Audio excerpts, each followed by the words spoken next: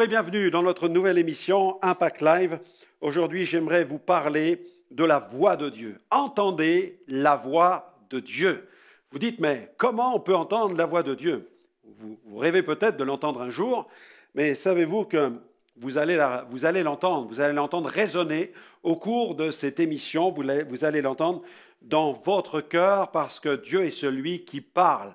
La Bible dit même que tout a été créé par la parole de Dieu. Au commencement était la parole était avec Dieu, la parole était Dieu, la parole a été faite chair, et nous avons contemplé sa gloire, c'est la gloire du Fils unique venu du Père, Jésus. Jésus, le Verbe incarné, la parole incarnée. Jésus, le Verbe qui s'adresse à nous et qui nous fait connaître le message glorieux de Dieu.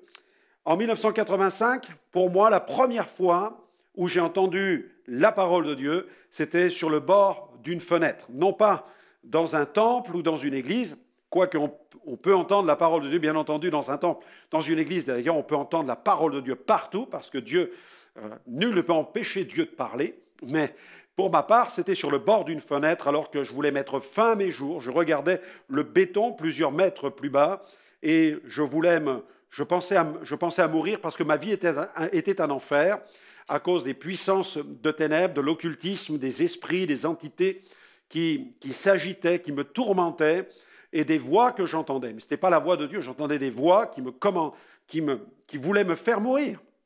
Mais sur le bord de cette fenêtre, Dieu m'a parlé, et cette voix résonnait en moi, et le message était clair, c'était « tu peux suicider ton corps, mais tu ne peux pas suicider ton âme ». Et tout à coup, c'était comme un immense cours de théologie.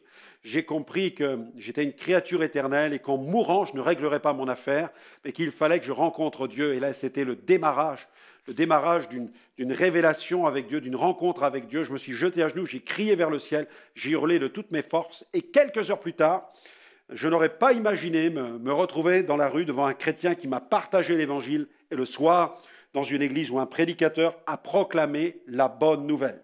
Dans l'Épître aux Hébreux, il y a ce message qui retentit à 3 reprises. Aujourd'hui, si vous entendez sa voix, c'est-à-dire la voix de Dieu, n'endurcissez pas votre cœur. Nous allons lire un passage dans Marc 10 où il est question vraiment de l'appel de Dieu. Marc 10, il est question de l'aveugle Bartimée. Et dans Marc 10, verset 46, ils arrivèrent à Jéricho et lorsque Jésus en sortit, avec ses disciples et une assez grande foule, le fils de Timée, Bartimée, mendiant aveugle, était assis au bord du chemin. Il entendit que c'était Jésus de Nazareth et il se mit à crier « Fils de David, aie pitié de moi !»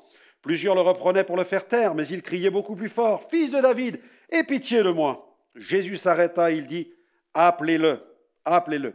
Ils appelèrent l'aveugle en lui disant « Prends courage, lève-toi, il t'appelle !» L'aveugle jeta son manteau et, se levant d'un bond, vint vers Jésus. Jésus, prenant la parole, lui dit « Que veux-tu que je te fasse ?» « Rabouni, lui répondit l'aveugle, que je recouvre la vue. » Et Jésus lui dit « Va, ta foi t'a sauvé. » Aussitôt, il recouvra la vue et suivit Jésus dans le chemin. Il t'appelle. Oui, Dieu nous appelle. Comme il m'a appelé, et comme Bartimée fut appelé par Jésus, il vous appelle. Et d'ailleurs, Jésus a dit à ses disciples de lui communiquer ce message. Il leur a dit « Appelez-le, allez l'appeler. » Et ils sont allés le voir, ils lui ont dit « Il t'appelle, il t'appelle. » Et c'est ce que je dis aussi. Je suis un peu comme ses disciples auprès de l'aveugle, auprès du mendiant aveugle, et je vous dis « Il vous appelle, Jésus vous appelle. » Jésus désire vous rencontrer. Pourquoi? Parce qu'il y a vraiment de l'espoir en Jésus. Allez, on marque une pause tout de suite en écoutant Haïté qui chante « Il y a de l'espoir ». On l'écoute et on se retrouve tout de suite.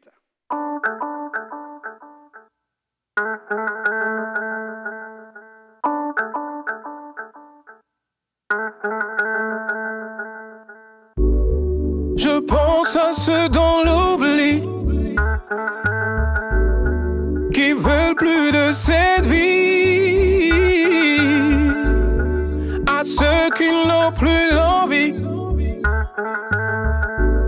qui ont le cœur meurtri. Je voudrais vous dire qu'il y a de l'espoir. Ayez encore la force d'y croire. Apportons la flamme de l'espoir à ceux qui boivent du noir.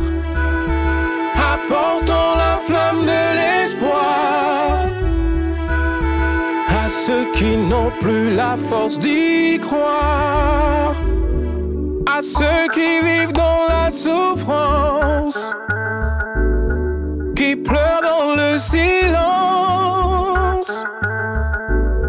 qui sont victimes de violence, qui meurent dans l'indifférence. Je voudrais vous dire qu'il y a de l'espoir, ayez encore la force d'y croire,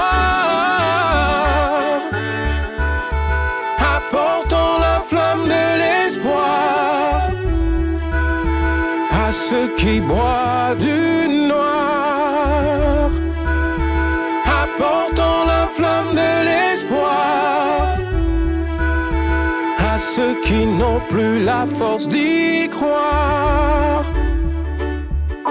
Je voudrais vous dire qu'il y a de l'espoir, ayez encore la force d'y croire.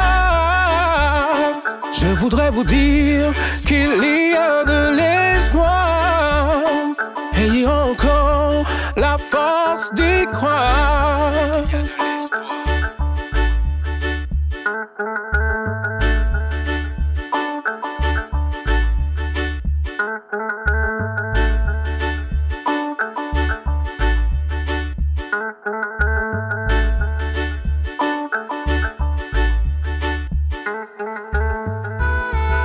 Apportons la flamme de l'espoir à ceux qui boivent du noir. Apportons la flamme de l'espoir à ceux qui n'ont plus la force d'y croire. Apportons la flamme de l'espoir à ceux qui boivent du noir. Apportons la flamme de l'espoir à ceux qui n'ont plus la force d'y croire.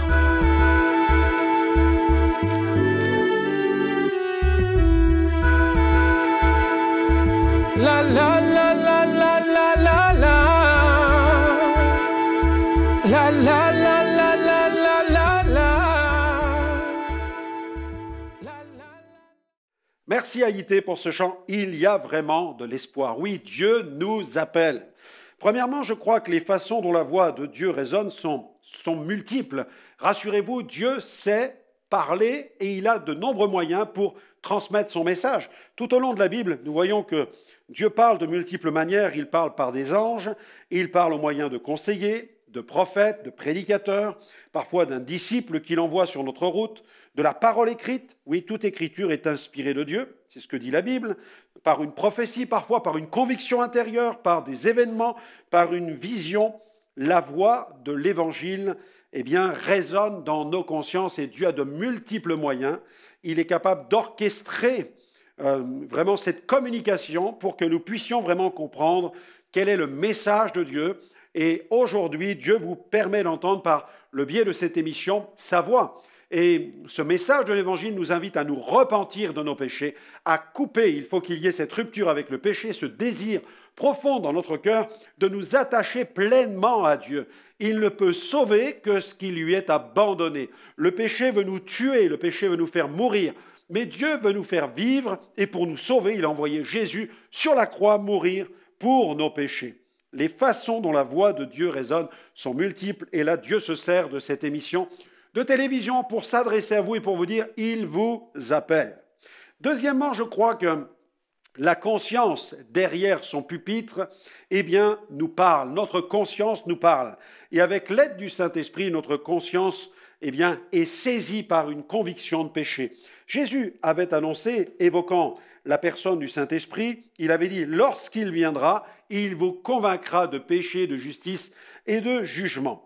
Et lorsque nous parcourons les évangiles et que nous approchons, que nous explorons, ce chapitre concernant la crucifixion, il y a ce brigand qui, lui, va vivre justement cette prédication qui va retentir dans sa conscience. Dieu va lui parler, le Saint-Esprit va lui parler, il va être convaincu de l'innocence de Jésus. Dans le texte, il va il va s'indigner face à l'autre brigand qui injurie Jésus et il va lui dire, mais qu'a-t-il fait? Qu'a-t-il fait concernant Jésus? Il n'a rien fait de mal, il n'a rien fait de mal. Il était convaincu de l'innocence de Jésus, mais il était aussi convaincu de ses propres péchés, puisqu'il dit, nous avons ce qu'ont mérité nos crimes, mais lui, qu'a-t-il fait?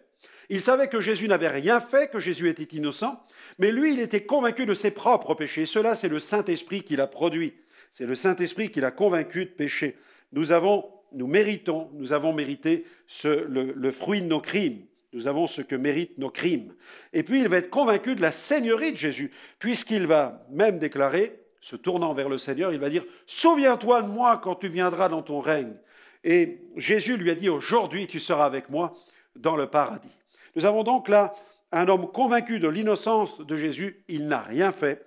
Nous avons un homme convaincu de ses propres péchés, nous avons ce qu'ont mérité nos crimes, et nous avons un homme convaincu de la seigneurie de Jésus. Souviens-toi de moi quand tu viendras dans ton règne.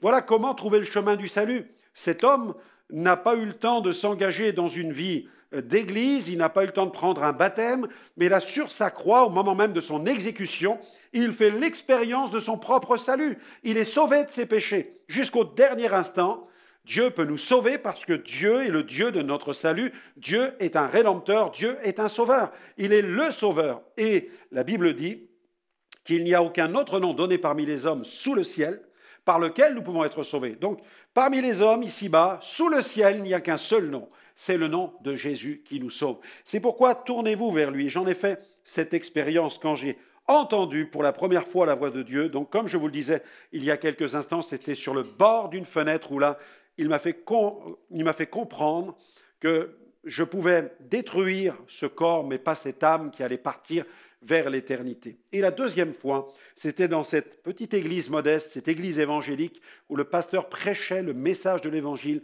où là, sur ma chaise, j'étais convaincu de mes propres péchés. Et j'ai compris qu'il y avait une solution, parce qu'il m'annonçait que Jésus était mort sur la croix pour mes péchés, et que si je confessais maintenant Jésus comme mon Sauveur et Seigneur, et que je croyais dans mon cœur qu'il était vivant et ressuscité, alors le Saint-Esprit viendrait et me transformerait. C'est ce qu'il veut faire pour vous là où vous êtes maintenant.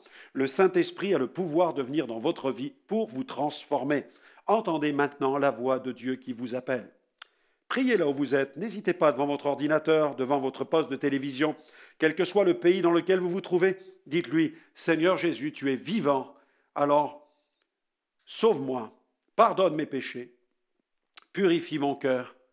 Viens restaurer mon âme qui était brisée par la vie et par tant d'échecs et d'erreurs.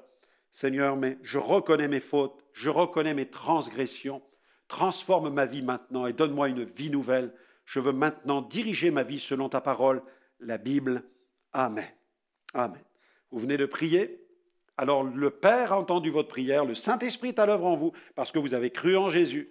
Et je vous invite à me retrouver dans d'autres émissions pour continuer à explorer le contenu du glorieux évangile. À très vite. Visitez le centre de ressources spirituelles de Liliana et Franck Alexandre. Vous pouvez y accéder depuis votre téléphone portable, votre ordinateur ou votre tablette.